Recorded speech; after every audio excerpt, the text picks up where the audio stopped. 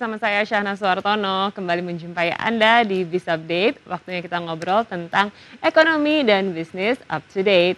Bagi Anda para pecinta makanan ringan pasti tidak asing nih dengan cemilan yang satu ini, yaitu pempek. Dan kali ini Biz Update sudah merangkum untuk Anda bagaimana sebenarnya cara membuat pempek rumahan. Nah, kira-kira seperti apa? Berikut informasinya. Indonesia sangat kaya akan wisata kuliner. Bahkan di berbagai daerah di tanah air mempunyai beragam makanan khas di masing-masing daerah. Salah satunya adalah pempek yang merupakan makanan khas dari kota Palembang. Pempek memang sangat terkenal akan kelezatannya. Pempek atau disebut dengan empek-empek merupakan makanan yang terbuat dari bahan ikan dan tepung sagu. Sajian pempek memang mampu menggugah selera. Makanan laris manis di pasaran dengan nama yang populer tentunya membuat peluang bisnis pempek semakin cerah. Bagaimana cara menjalankan bisnis pempek dan bagaimana keuntungan bisa didapatkan dengan mudah? Berikut Biz Update memberikan ulasannya untuk Anda.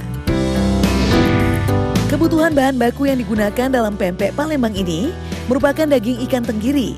Dalam pemilihan daging ikan tenggiri ini, Anda dapat memilih bahan daging yang dalam keadaan segar dan juga tanpa kulit. Kualitas daging tenggiri memang sangat mempengaruhi akan rasa pempek yang dibuat. Oleh karena itu, penting untuk memperhatikan kesegaran daging. Selain menggunakan bahan daging ikan tenggiri, pempek ini dapat pula dibuat menggunakan daging ikan belida, ikan kakap, ikan gabus, juga ikan tuna. Selain bahan baku tersebut, dalam produksi pempek Anda juga membutuhkan bahan tepung sagu, garam, dan juga telur. Untuk pemilihan tepung sagu yang digunakan, maka dapat memilih dengan warna yang putih dan bersih. Bumbu yang dipakai dapat menggunakan kuah dari bahan cabai rawit, bawang putih, gula merah, dan juga cuka. Pemakaian cuka dapat diganti dengan menggunakan asam jawa agar kuah pempek lebih pekat. Patokan harga untuk pempek, Anda dapat buat dalam hitungan porsi, di mana harga dimulai dari Rp7.000 hingga Rp10.000. Dalam berjualan pempek, Anda bisa menentukan pilihan lokasi yang tepat, strategis dan ramai. Bisnis pempek dapat membuka stand, warung, gerai, juga kios di pusat perbelanjaan, tengah kota, dekat sekolah, pasar, pinggir jalan raya, dan lainnya. Pemasaran bisnis pempek juga bisa dilakukan dengan membuat pempek yang enak dan berbeda. Selain itu, dapat memanfaatkan promosi kuliner dari kuliner pempek di media sosial, juga situs jual beli online, dan lainnya. Dapat pula menjalankan strategi pemasaran pempek dengan menyebarkan berbagai brosur. Bagaimana pemirsa, apakah Anda tertarik menggeluti bisnis pempek rumahan ini? Semoga informasi yang kami berikan dapat menambah wawasan dan memberikan manfaat untuk Anda.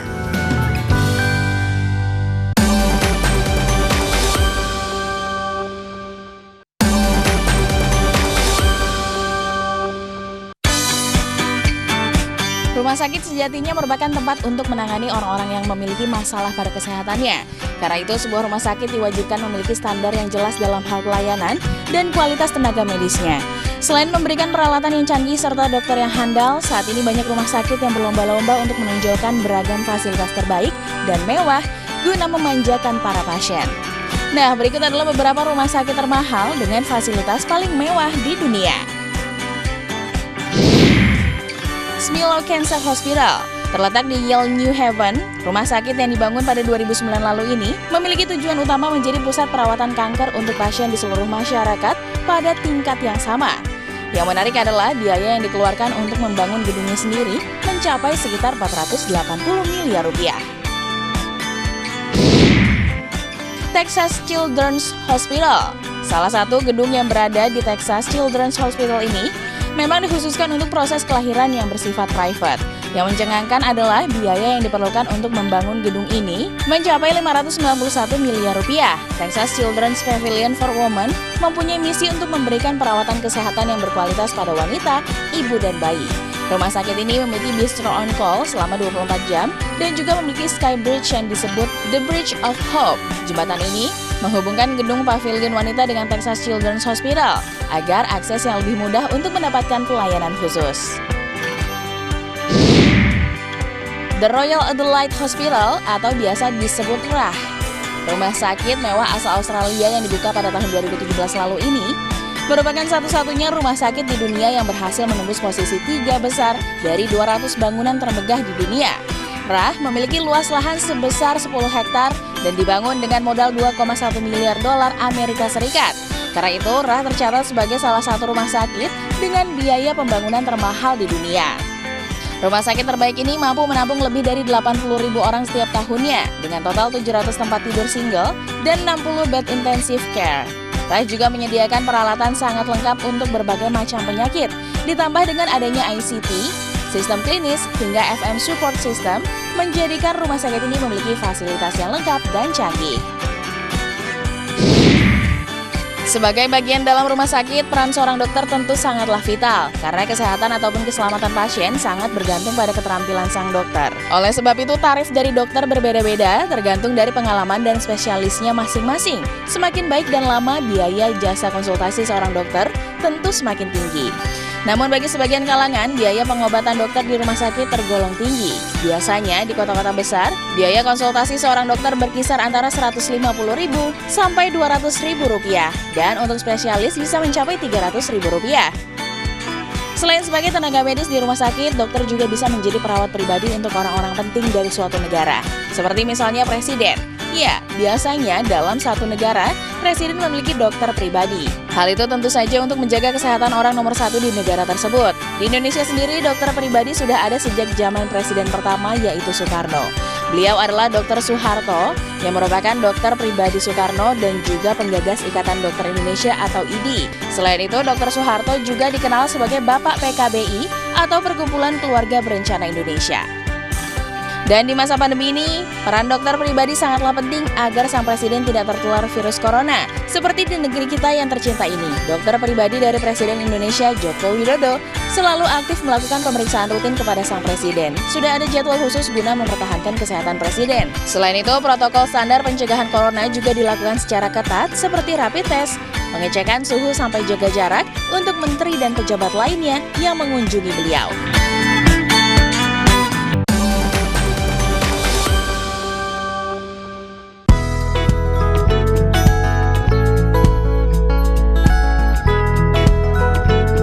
Mendengar kata nasi uduk mungkin sudah tidak asing lagi di telinga kita, karena hampir sebagian orang menyukai makanan ini.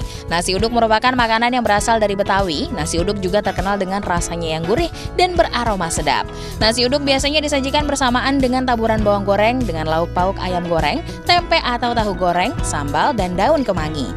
Nasi uduk ini sangat cocok dinikmati saat sarapan pagi ataupun makan malam.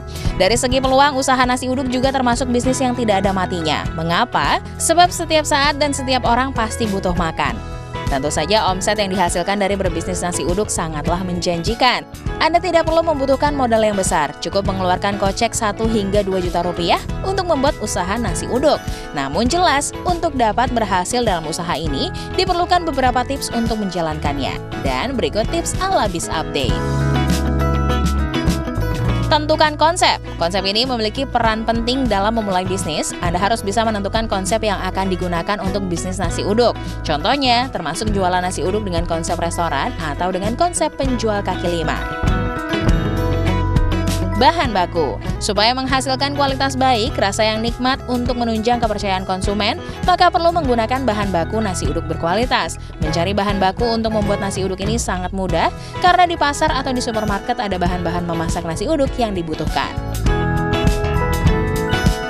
Daftar menu. Selain menjual nasi uduk, Anda juga harus menjual menu makanan lain sebagai pelengkap nasi uduk. Tujuannya, agar pembeli yang datang bisa memilih makanan selain nasi uduk. Ini biasa dilakukan oleh para pelaku bisnis kuliner, termasuk para penjual nasi uduk. Manfaatnya adalah bahwa side dish ini akan menambah penghasilan selain dari menjual nasi uduk. Daftar menu yang unik. Menu restoran yang unik akan memberikan nilai yang baik bagi pelanggan dan pengunjung dalam usaha menjual nasi uduk yang Anda kelola. Menu yang unik juga bisa menjadi identitas bisnis Anda, sehingga orang akan mudah menghafal, dan hal ini tentu sangat bagus untuk pengembangan bisnis Anda ke depannya. Lokasi strategis. Anda perlu menemukan tempat yang strategis yang mudah ditemui banyak orang. Lokasi yang strategis akan berdampak positif pada pengembangan bisnis dan pada akhirnya akan memberikan banyak entry pada akun keuangan Anda. Cari lokasi seperti di dekat kampus, kantor, sekolah, pasar, atau tempat yang ramai oleh pengunjung. Itulah tadi beberapa tips yang mungkin bisa Anda coba untuk membuka bisnis nasi uduk. Semoga informasi yang kami berikan dapat bermanfaat untuk Anda ya pemirsa.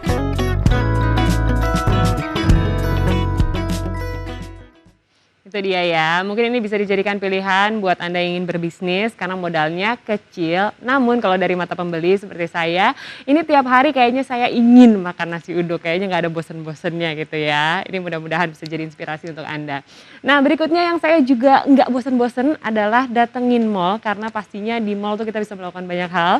Dan berikut ini kita akan lihat-lihat beberapa mall termewah di dunia. Namun sayangnya informasi ini sekaligus menutup perjumpaan kita pada siang hari ini. Jadi saatnya saya Syahna Suartono pamit. Jangan lupa untuk selalu menjaga kesehatan Anda dengan rajin mencuci tangan, memakai masker, dan tentu saja hindari keramaian.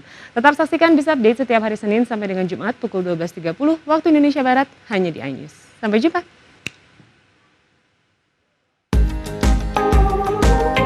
Pusat perbelanjaan atau mall memang menjadi salah satu tempat menghabiskan waktu favorit bagi kebanyakan orang.